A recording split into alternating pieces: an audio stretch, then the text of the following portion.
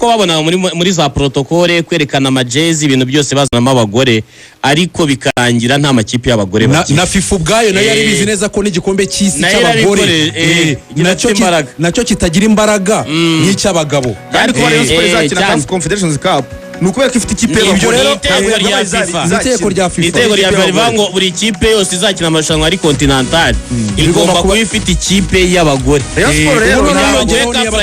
kujya abagore license isa nayo itari kwibuka ko ifite ikipe y'abagore kubera ko ni ikipe yugarijwe n'ibibazo bikomeye cyane nk'ubu bari kwitegura kujya muri Sekafa izabera i Nairobi tomborera ba mu kanya ku isa y'isa 8 tomborera ba mu kanya ariko n'ubu ntibaramenya uburyo bazagera mu gihugu cya Kenya i Nairobi ariko nuvuga ngo ujye ubisona neza ni CAF Champions League zone ya Sekafa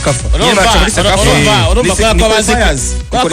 ko basanzwe babizi ko Champions League amakipe y'abagore adahabwa agaciro cyane ataranagira n'ubushobozi bw'ijuru CAF yafashe umwanzuro ko bazajya bakina mu mazone bakagenda bagakampinga ahantu mu gihugu runaka bakabikina mu mazone hanyuma akaboneka amakipe azagera apana nka kumwe wenda Rayon Sports izajya gukina Singida barabizi ko mu bagore bitapfa koroha kubwira ngo ikipe yenda dufite urugero nk'iyi kipe iri kurengwa kujya muri Kenya hano hirya i Nairobi iramutse itomboye nk'ikipe yo muri Afrika y'Epfo yajyayo kweri yajya gukina Mamelodi ikava ikazajya gukina n'ikipe yo muri Maroc yajyayo no bushize abantu bagiye ko muri Ethiopia iri muri qualification za Champions League bambaye ibintu bidasa ubona bamwe bambaye amakabutura y'imikara abandi atujezi nabwira gene idafite imyambaro igezweho ya Rayon Sports urabona ko ariko Jean Fidel yayitagaho Jean Fidel bazamukumbura Jean Fidel yayitagaho rwose ikipe y'abagore abayobozi bari bakwiriye kumenya ko ino kipe y'abagore ibaye idahari nta lisansi babaye yo gukina imikino nyafurika reka tuvuge ibibazo ifite twitonze rero ibibazo ifite bya mbere n'uburyo izagera muri Kenya kugerayo ni urugendo rw'amasaha 28 nagiyeyo niba uhagurutse saa 2 za mu gitondo i Kigali uzagera saa 2 za mu gitondo z'ejo i Nairobi ubwo utahagaze Kampala guhagarara ni ku mipaka gusa kugera Kampala byo byonyine kuko baca Kampala bakanyura ku mupaka aho bita za Busia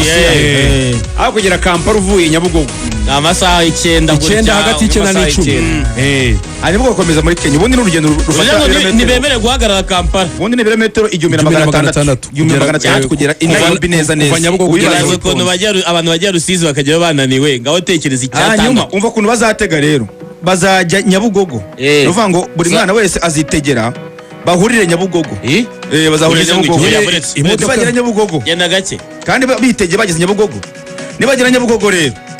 ni delegation y'abakinnyi 31 oya kuvuga ngo kugenda uvuga ngo buri mwana wese ni Nyabugogo bazakubwira ngo uzitwaza igikapu cyawe ntore Nyabugogo cyo mbaza umuntu umaze amezi anadahembwa akaba atuye ari nk'uwihuye azikura Huye kuri tike ye ajya Nyabugogo nanjye ndabyibaza nko kubyibaza bazakatisha bisi ya rusange ntabwo bazagenda bonyine bavanga n'abakinnyi 30 bivuze ngo bazajya muri za bisi tuzi zitwara abantu bisi z'abandi bagenzi kandi nabo bagenzi bagirane muri Kenya mbese ni kumwe kw'indege ariko ikibazo cyari gikomeye bisize ku rundi rwego wenyine ubona ko yagira indege akenshi ikipe ntiyijyana mu ndege yonyine ni gake itegerwa jet bisi bivuze ngo arabazagura tike batinze bamwe bagendewe na Volcano handi na Trinity zitandukanye hanyuma ariko ikibazo yari gikomeye cyane rwose amire yabivuze aba bana bamaze amezi ane badahembwa nta mushahara bazi harimo n'ikindi kibazo wirengagije kuva hano ukajya Uganda na Kenya ni indangamuntu biremewe kandi nta passport de service babasabiye bazakoresha indangamuntu noneho harimo abana bataragera igihe cyo gufata indangamuntu